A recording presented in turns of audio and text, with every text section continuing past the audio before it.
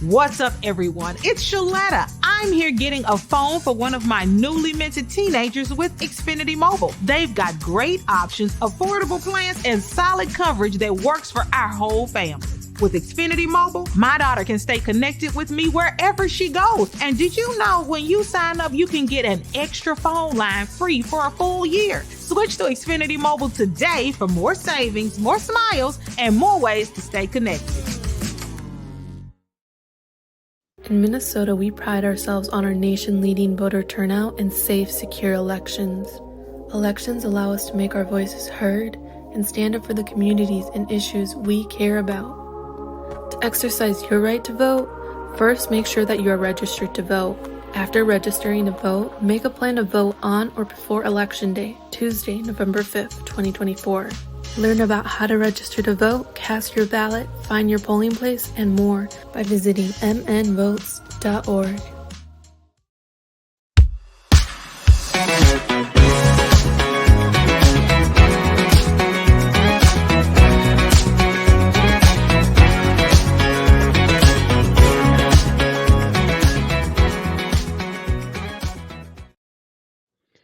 Hey everyone, and welcome back to another episode of the Financial Fit Podcast. I am your host, Andre Creighton. Thank you all for being here with me again.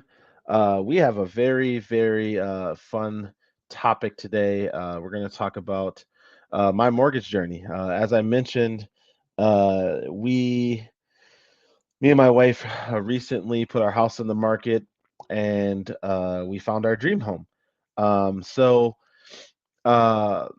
But first, as always, I'd like to thank everyone that continues to listen to this podcast. Hopefully, you're getting something out of our conversation.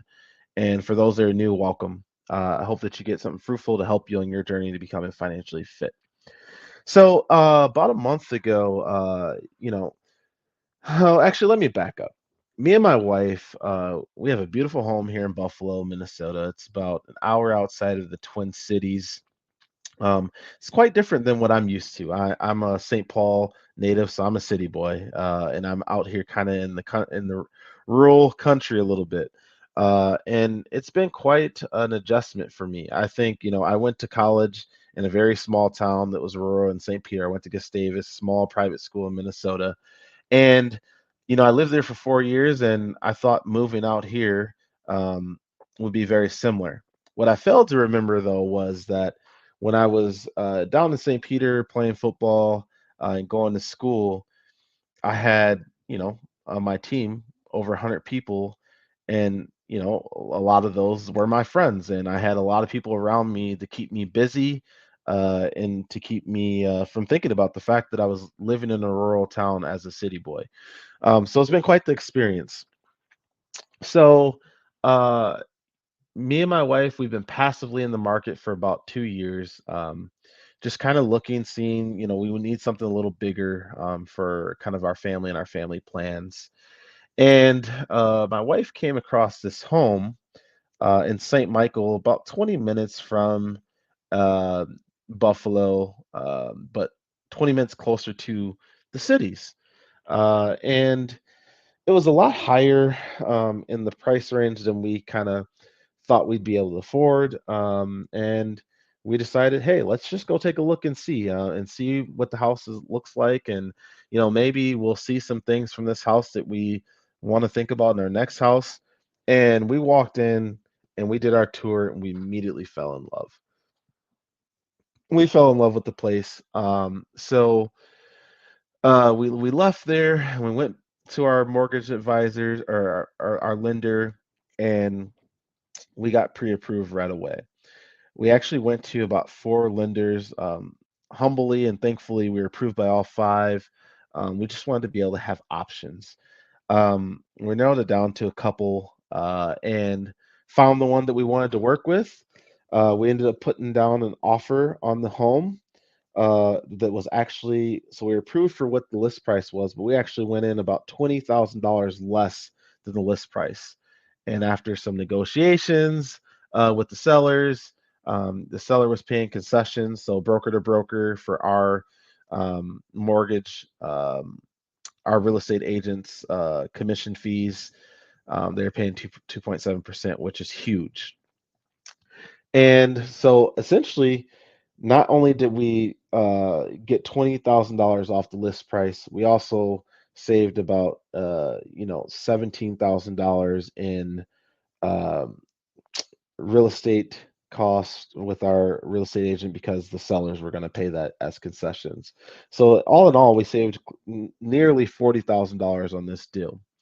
However, the caveat to this was at that time, I believe it was around September, gosh, September 20th or so, somewhere around there.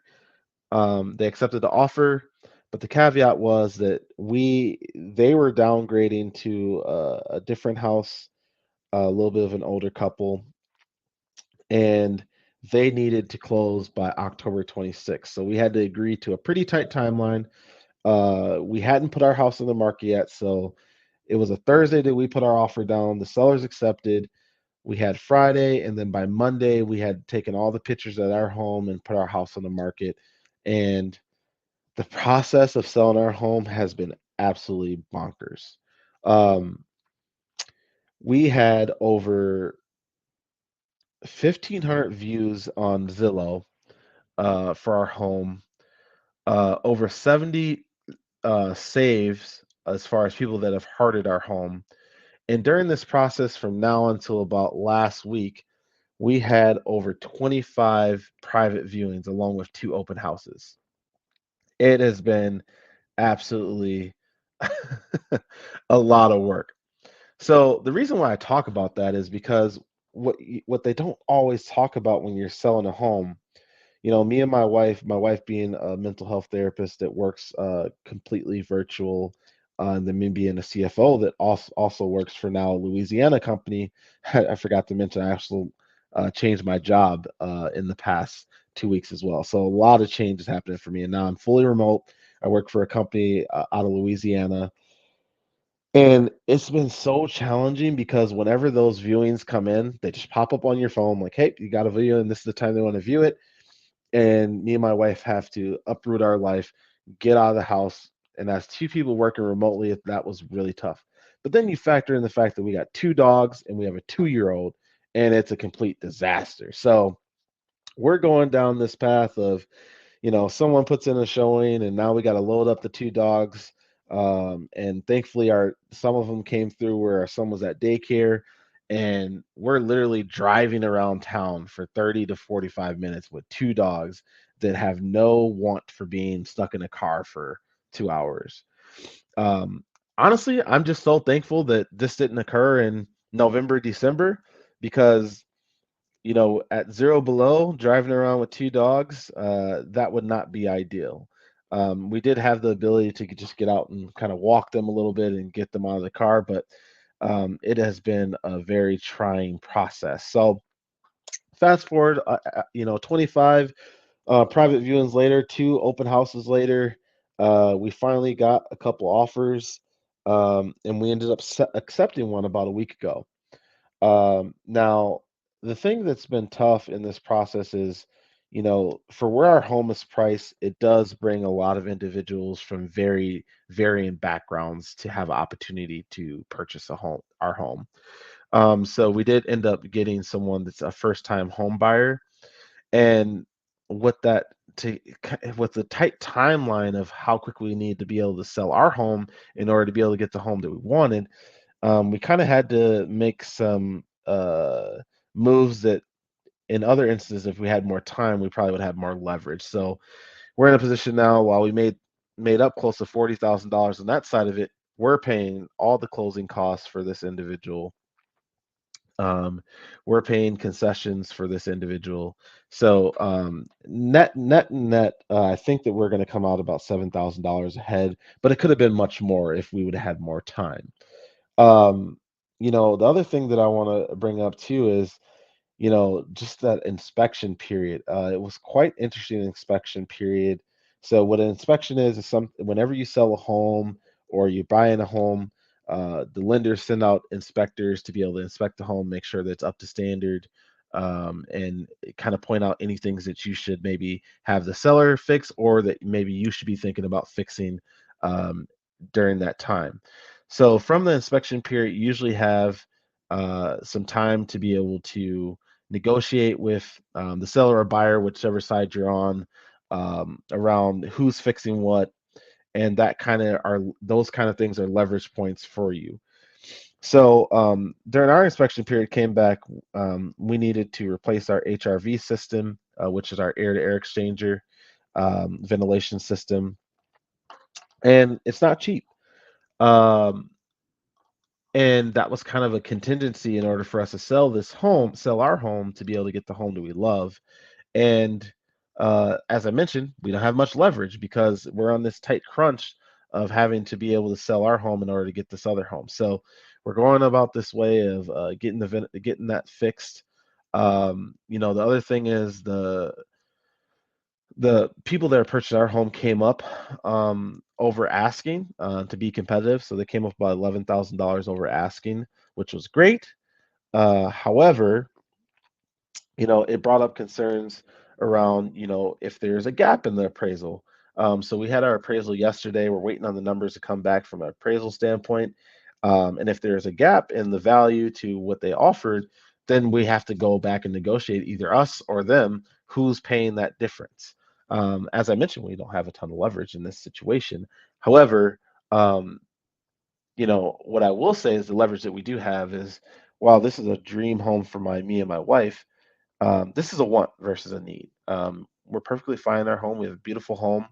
We're approved to. We have a great approval, and we know that if this falls through, that we can go and find something else. So I say all of that to be able to tell you that it's very important to be thoughtful in this process. If you're thinking about selling your home or buying a new home, think about the leverage points you have. Think about who's paying what. How can you come out with the best deal possible? And even if you do find your dream home, know that there's also going to be other homes out there, right? Uh, I think it goes back to there's a saying, and I'm not sure if I believe or not believe in this, but they always say that they believe that people have multiple soulmates in the world. And I think that the same holds true in the housing market, right? There are going to be there's multiple homes out here that can be your dream home. So I say that all to say is don't sell the farm. Don't sell the farm and sell yourself short just to get that first dream home that you see, because you could come out on the other side to get a really, really good deal on this later down the line and still find that dream home. It just may look different than the one that you currently have found. So with that being said, that is my story. That has been my journey over the past couple weeks. Lots of changes, lots of great change occurring in my life. I'm so thankful to even be in this position. But I thought it was cool. It would be cool to be able to share with you what I've been dealing with, me and my wife and our family over the past month or so. So, as I always say, it's not about how much money you make. The power is in how much money you keep. Thank you so much for being here with me today. I'm your host, Andre Creighton. I look forward to seeing you all on the next episode of the Financially Fit Podcast with Andre Creighton. Take care.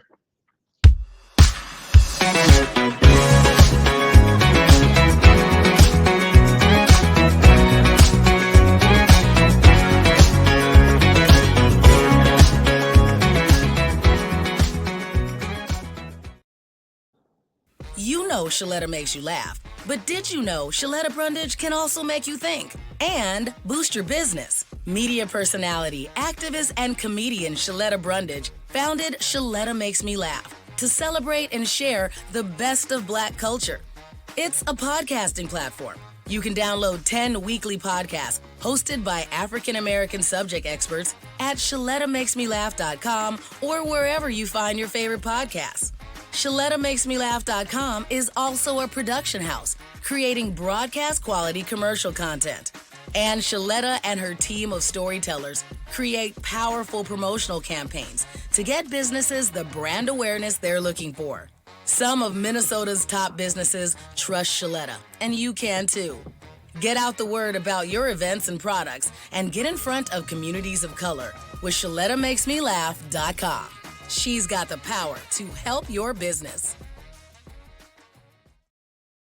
COVID-19 cases are on the rise, and peak flu season is almost here. Save time and get the updated COVID-19 vaccine and your flu shot at the same time at Hy-Vee. Schedule your updated COVID-19 vaccine and flu shot online today, or just stop by any Hy-Vee pharmacy whenever it's convenient for you. No appointment necessary. Plus, when you get your flu shot at Hy-Vee, earn a 20-cent fuel saver. Your Hy-Vee pharmacy is here to help you and your family stay healthy.